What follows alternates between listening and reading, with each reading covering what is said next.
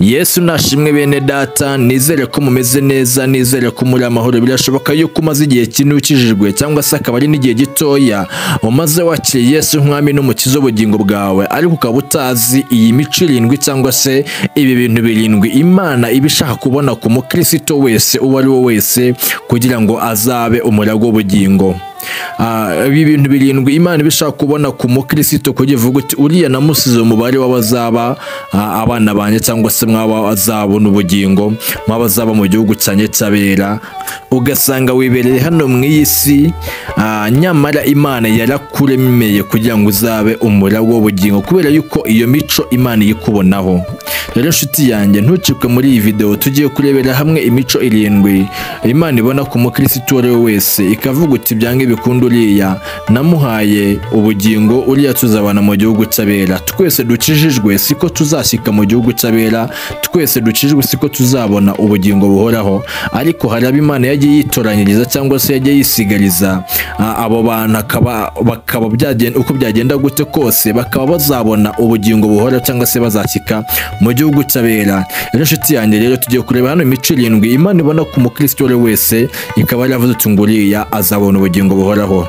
Ibi bintu tugiye kubabwira twabikoze twifashishije Bibiliya, nicyo gitabo gikuru, ndetse n'ibindi bitabo nk'icyitwa Jesus is India, ndetse n'ibindi bitabo bivuga ku nkuru za gikristo, kugira ngo tubakorere video y'umwimerere kandi inonosoye neza cyane. Kandi subscribe rero kuri iyi channel yitwa Hindura TV, urebe aho ngaho munsi yawe ibumoso, munsi y'iyi video ibumoso urebe akantu kameze nk'agakumwe, ugakandeho, uraba uduhaye like, wandike no muri comments ubwire ijambo ngo amen cyangwa se nayikunze, hanyuma iyi video isangize n'abandi bantu kugira ngo bashe gusobanukirwa neza ibi bintu. Ngiye mugiye kubona kuri mikoro, nitwa Eric niyo kwizerwa, mbahaye ikaze.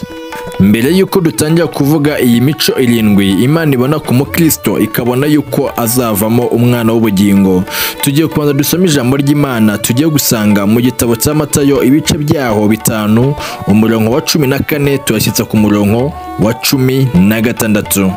Ijambo ry'Imana ryatubwiye ngo muri umuco w'isi, umudugudu ubatswe ku mpinga y'umusozi ntubasha kwihisha, ntabakongeza itabaza ngo baritwikiraho intonga, ahubwo barishyira ku gitereko cyaryo rikamurikira abari mu nzu bose. Abariko namwe umuco wanyu ubonekera imbere y'abantu, kugira ngo babone imirimo yanyu myiza, bahere ko bahimbaza So wo mu ijuru. Mwakire neza ijambo ry'Imana, muti tubishimiye Imana. Ijambo ry'Imana ni umutsima, ijambo ry'Imana ni umuyobozi w'ukuri. Bibiliya itubwiye neza yuko umukristo wa nyawe cyangwa se umuntu Imana yimitse kugira ngo abe umukristo, abe umwana w'Imana, ngo abe ari nk'itabaza rimurikira abantu bose, cyangwa se abari nk'umudugudu wubatswe ku mpinga y'umusozi, abari nk'umucyo ubasha kumurikira abantu bose bari mu nzu, kugira ngo bashe kubonekerwa n'uwo mucyo, bahere ko bahimbaze So wo mu ijuru cyangwa se Data wa twese uri mu ijuru. Rero nshuti yanjye, Imana yarakuremye iguhereza agakiza, iravuga uti nguhaye agakiza kugira ngo kabasha kugira umumaro mu gihe cyawe uri ku isi. Imana iguhereza agakiza cyangwa se iguhereza kuba uwo muntu ukomeye mu buryo bw'umwuka, kugira ngo uzabe umwe mu bantu baba icyapa kibasha kuyobora abagenzi bose bifuza gukurikira iyo nzira Kristo yatweretse, cyangwa se abagenzi bose bifuza gutaha icyo gihugu, kugira ngo ubabere umuyobozi cyangwa se ubabere umucyo ubamurikiye kugira ngo babashe kugenda bashyike amahoro. Rero birababaza cyane kuba Imana yarakugirisha icyizere, ikagweza kuba umwungeri, ikagweza kuba umuhanuzi, ikagweza kuba umwigisha, ikagweza kuba umuvugabutumwa, ikagweza kuba umwarimu, ikagweza kuba umwe mu bantu bakomeye b'itorero, cyangwa se umwe mu bantu bakomeye bafite ibihimbano by'umwuka, bafite umwuka muri bo, ariko ukaba utarimo kuba umucyo cyangwa se ukaba iyo nzu nk'uko Uwiteka, uwo mudugudu nk'uko Uwiteka aba yarabikuremeye. Rero nshuti yanjye, hari imico irindwi ikwiye kukuranga cyangwa se ikwiye kuranga umukristo uwo ari we wese hava akagera, kugira ngo abasha kuzaragwa igihugu cy'abera. Nk'iyi mico tugiye kuvuga, nutisanga muri uwo muco umenye neza yuko ijuru riri kure yawe nk'izuba, kugira ngo uzabe umwe mu baragwa b'ubugingo biri kure yawe, ntabwo nkubeshya pe. Bityo rero biguhereze kuba cyangwa se kongera gufata izindi ngamba muri wowe zo kubasha kumenya ngo ese nditwara gute kugira ngo nzabe nanjye umwe mu baragwa b'ubugingo. Rero umuco wa mbere umuco wa mbere Imana irebera ku mukristo wayo ikavuga uturiya muntu uko bisa kose ubugingo arabufite mu biganza byiwe aza bumwe mu baragwa ubugingo. Ni umuco witwa urukundo rwa gikristo. Dusomye mu ijambo ry'Imana dusanga mu gitabo cy'Abakorinto ba mbere ibice byaho 13 umurongo waho wa 4 kugeza ku wa 7. Reka dusome twumve uko hatubwiye. Ijambo ry'Imana riravuga ngo urukundo rurihangana rukagira neza, urukundo ntirugira ishyari, urukundo ntirwirarira, ntirwihimbaza, ntirukora ibiteye isoni, ntirushaka ibyarwo, ntirwihutiraho, ntirutekereza ibibi ku bantu, ntirwishimira gukiranirwa kw'abandi ahubwo rwishimira ukuri. Rubabarira byose, rwizera byose, rwiringira byose, rwihanganira byose. Mwakire neza ijambo ry'Imana muti tubishimiye Imana. Nanone umukristo utagira urukundo rwa gikristo muri we, uyu mukristo ijuru riramukemanga cyane, ijuru risa nkaho rimushyiraho utubazo twinshi cyane, kuko urukundo ni rwo Imana yarebeyemo abantu bayo, yohereza umwana wayo Yesu Kristo kugira ngo aze kuducungura. Ibyo byose bikorewe mu rukundo. Rero nshuti yanjye wo mukristo mwene data dufatikanyije urugendo, niba utagira urukundo rwa gikristo muri wowe kuko wakiriye Yesu umwami n'umukiza, ugire n'urwo rubuto rw'urukundo, menya neza yuko ijuru rikuri kure cyangwa se riri kure yawe nk'izuba. Rero uyu ni wo muco wa mbere cyangwa se umuco wa mbere Imana irebera ku mukristo uwo ari we wese kugira ngo ibone yuko ashyitse kandi azaragwa mu gihugu cy'abera.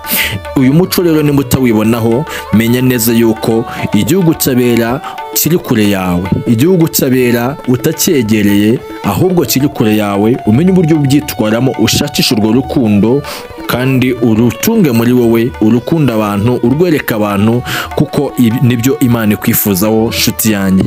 Umuco wa kabiri Imana irebera ku mukristo wayo ikamenya neza cyangwa se ikavuga uko bisa kose uyu nguyu ni umwana w'ubugingo. Ni umuco uvuga ngo gucisha make no kumvira. Ahangaha twumvishemo amagambo abiri. Ese nshuti yanjye wari uzi neza yuko burya Imana ikunze kwitegereza cyane ikareba umukristo ikavuga uko bisa kose uriya mwana wanjye ashikamye mu isi, ikamubonamo imbuto yitwa gucisha makeya. Bibiliya ivuga iki? Iravuga ngo ururimi ni akantu gatoya, nyamara amagambo yako arakomeye kurusha amabuye, aratyaye. Itanga urugero rivuga neza ko ururimi rugereranywa n'akambi gatoya ngo ushyira mu ishyamba, iryo shyamba rigahita ko rigurumana. Rero nshuti yanjye, uyu mukristo yacisha makeya, adakunda kuvuga amagambo menshi, avuga amagambo ariko yabanje kuyatekerezaho, uyu mukristo Imana iramwemera. Nanone twumvishamo n'undi bundi avuga ngo kumvira cyangwa se umuntu wumvira. Kumvira nk'uko Bibiliya ibitubwira neza, iratubwira yuko kumvira biruta ibitambo.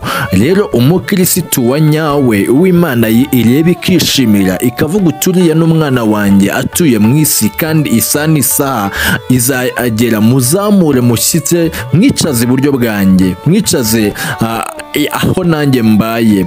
Uyu ni umuntu ukunda kumvira. Kumvira biruta ibitambo. Rero nshuti yanjye, nimba uri umukristo ukaba udakunze kumvira ibyo Imana ikubwiye, ukaba udakunze kumvira ibyo Imana ikushyitsaho, haba ibyo kubwira mu nzozi, haba ibyo kubwira mu kanwa k'abahanuzi, haba ibyo kubwirira mu ijambo ryayo, ntuwumvire.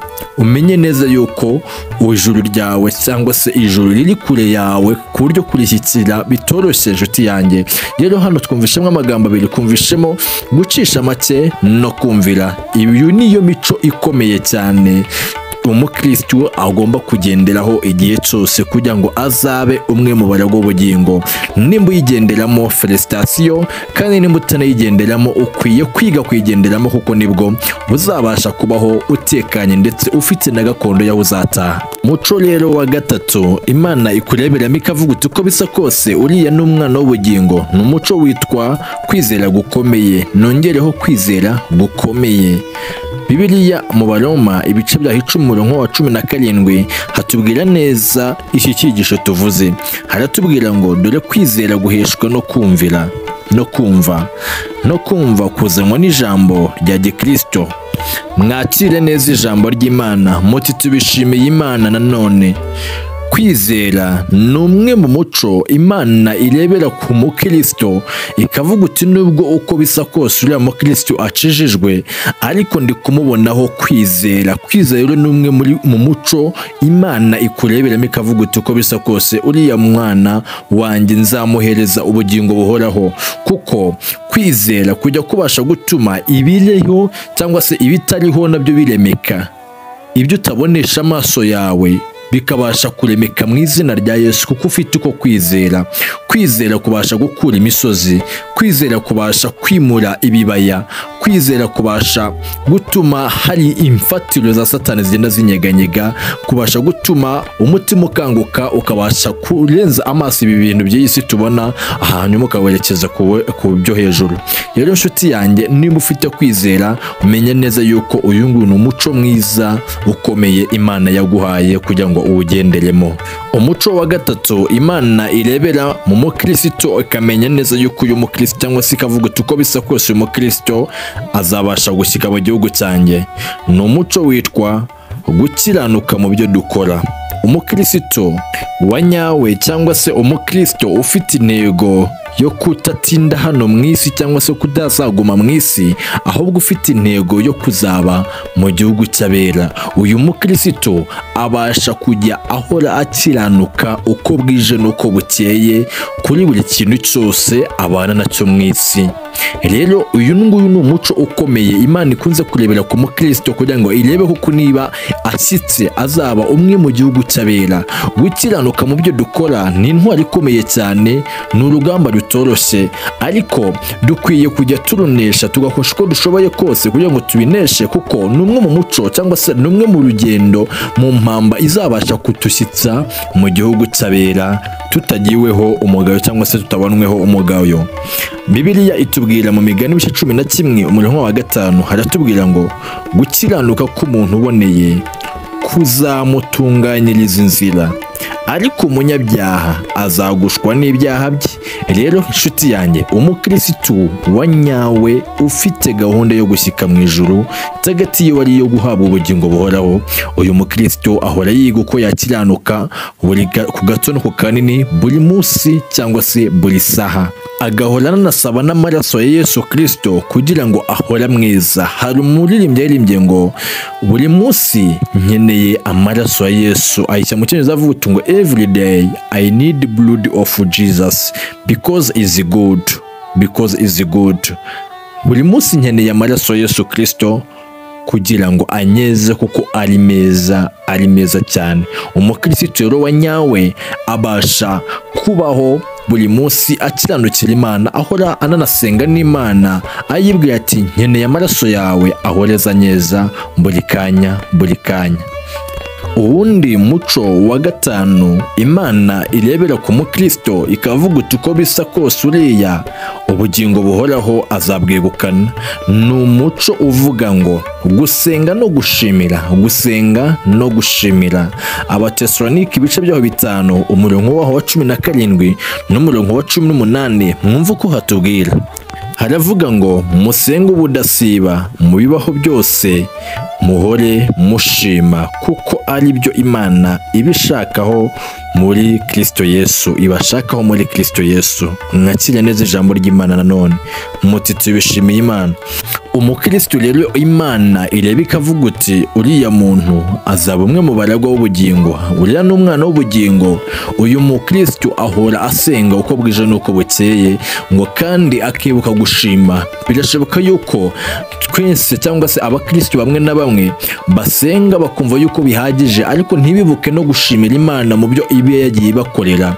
Iki kintu inshuti yanjye Imana icyitaho, Imana irakireba. Gusenga ni byiza cyane kuko nibyo byiza, niyo muyoboro mwiza duhuza n'Imana, ariko no gushimira nabyo tubigira umuco. Yo gushimira n'umuco rero Imana ireberaho umukristo wayo ikavuga uti uriya mwana wanjye arimo aranezeza ndetse nzanamuhereza n'ubugingo buhoraho.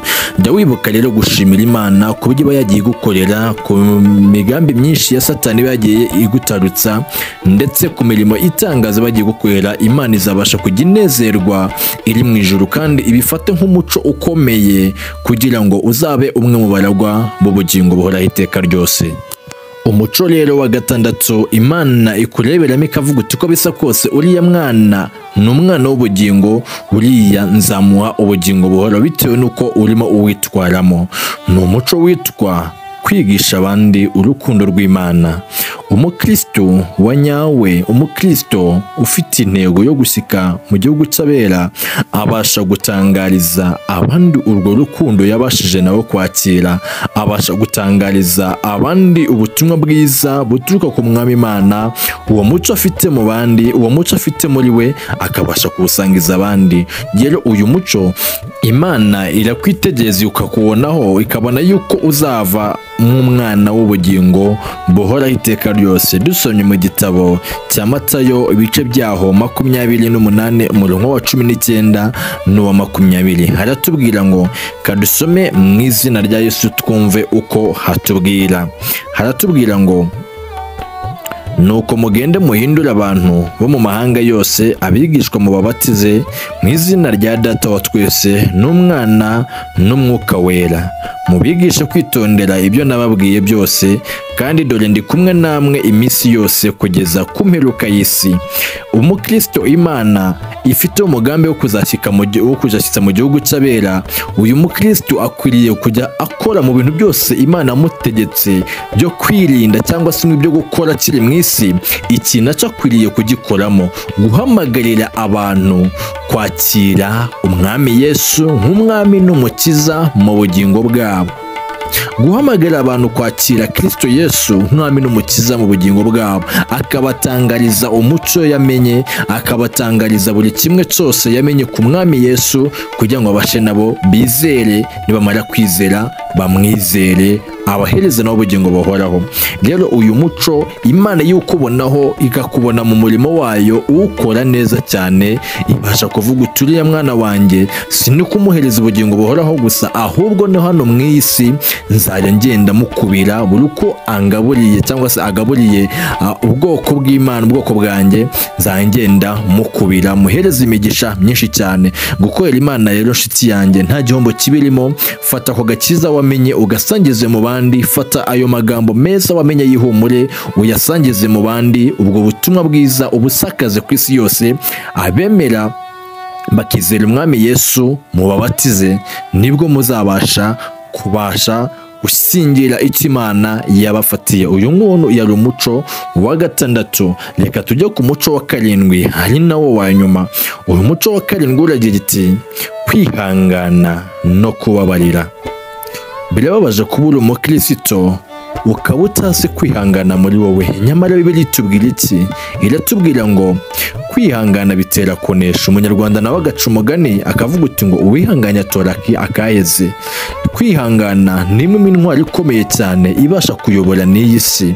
Umuntu wese wihangana bitarimo no mu by'Imana akabasha kwihangana, abasha gushyika kuri byinshi. Rero Imana idusaba kwihangana kugira ngo tuzabashe gusingira iby'Imana yadusezeranyije. Imana idusaba kwihangana kugira tuzabashe gusingira ikamba ry'ubugingo, tuzabashe kuba bamwe mu baragwa ubugingo. Birabaje rero kuba uri umukristo ariko ukaba utagira kwihangana muri kantu kose gakomye, ukaba wumva yuko Imana yagutaye, ukaba wumva yuko Imana yakuretse, ukaba wumva yuko Imana itigeze nanakumenya n'umunsi n'umwe kubera kubuze kwihangana. Ihanganire ibikugerageza, numara kwemerwa uzambikwa ikamba ry'ubugingo. Kubabarira rero nayo ni intwari ikomeye, cyangwa se ni umuco ukomeye Imana ikunze kubona ku mukristo wayo, ikabona yuko nyirizina azavamo umwana w'ubugingo. Rero kubabarira ni imwe mu intwari ikomeye, cyangwa se ni kimwe mu bintu bikomeye Imana ibishaka kubonamo. Niba utababarira muri wowe, ukaba utumva nta mbabazi ugira, ujye umenya neza yuko utari umwana w'Imana. Bibiliya iravuga ngo abana b'Imana bose barangwa n'urukundo, barangwa no kubabarira, barangwa no kutabara ikibi ku bantu. Rero nshuti yanjye, nimba utakunda kubabarira, menya neza yuko urukundo rwa Yesu ruri kure cyane. Urukundo rwa Yesu ruri kure cyane yawe, kuko ntubasha kubabarira. Kubabarira rero ni imwe mu ntwari ikomeye ibasha gutsindishiriza umukristo kugira ngo azabashe kuba umwe mu baragwa ubugingo, azabashe gushyika mu gihugu cy'abera. Nshuti yanjye rero, nimba nimba utababarira umenye neza yuko Kristo ari kure yawe, ariko nimba ubabarira umenye neza yuko Kristo ari bugufi bwawe kandi ayiteguye kugufasha muri buri kimwe cyose uhura nacyo mu isi kugira ngo abashe kukwereka inzira ya nyayo kandi iyo ukwiriye kuzagumamo iteka ryose ikazaguhesha gushyika ku bugingo buhoraho. Ni iki kintu cya karindwi dusorejeho cyitwa kwihangana no kubabarira.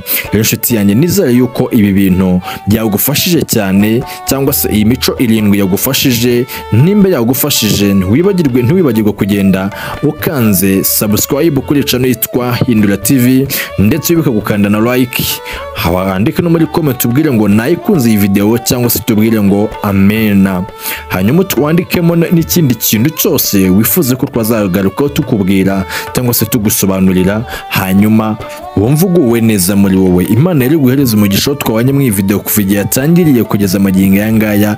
Imana igweze umugisha wowe wanakanze na subscribe, Imana iguhe umugisha wowe usharinze iyi video, Imana iguhe umugisha wowe kanze like, Imana iguhe umugisha wowe wanditse comment, Imana igweze umugisha wowe ufite inyota yo kuzaba mu gihugu cy'abera, Imana igukomereza izo ntambwe. Ndabashimiye cyane rero ngewe mwamuri kumwe nitwa Eric niyo kwizerwa. Reka mbarikire gukurikirana izindi video tugenda tunyuza kuri channel. Imana ibahereze umugisha mushye cyane. Amen.